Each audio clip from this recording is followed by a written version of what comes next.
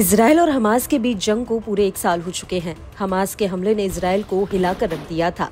Hamas के भीषण हमलों का इजराइल ने जिस तरीके से पलटवार किया, वह अब क्षेत्रीय संघर्ष में बदल गया है। हालात इतने बेकाबू हो गए हैं कि जंग के 7 मोर्चे तक खुल गए हैं। हमास के अलावा लेबनान का हिजबुल्लाह भी अब पूरी तरीके से युद्ध में कूद चुका है।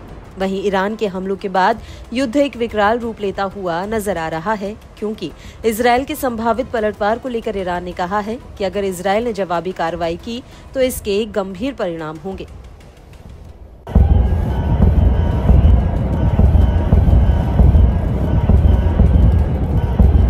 इस बीच फिलिस्तीन के प्रतिरोध समूह ने अल-अक्सा स्टॉर्म की पहली वर्षगांठ पर इजराइल के जख्मों को ताजा कर दिया।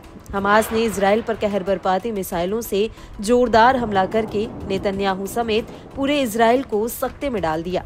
इस हमले में कब्जे वाले फिलिस्तीनी इलाके पर कई इजरायली मिलिट्री साइट्स को निशाना बनाया गया।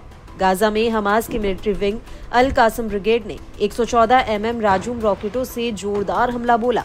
बताया गया कि ब्रिगेड ने उत्तर पश्चिमी नेगेव रेगिस्तान में सूफा के पास मिलिट्री बेस पर हमला किया। इसके अलावा केरेम शालो मिलिट्री साइट के ऑपरेटिंग सेंटर में धावा बोल दिया। इसके अलावा गाजा के राफा क्रॉसिंग पर इजरायली बलों की टुकड़ी पर भी हमला किया गया। होलेट अवैध बस्ती के आसपास के इलाकों को भी हवाई हमलों से दहलाया गया।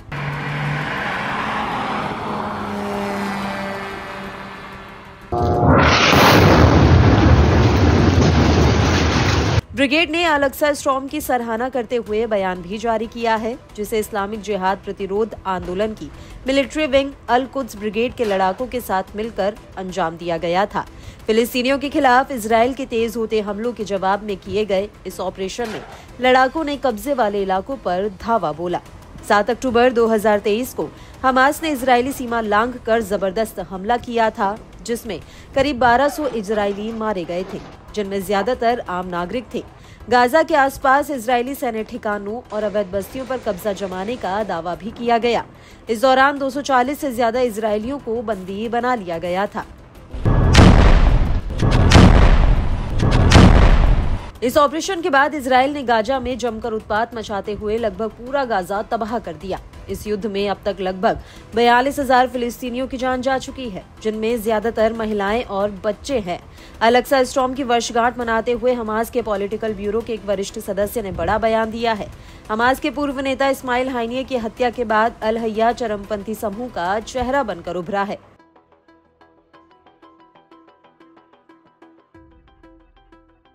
खलील अल हरैया ने कहा, इस ऑपरेशन ने पहले ही इजरायली की कथित सैन्य श्रेष्ठता को चकनाचूर कर दिया है।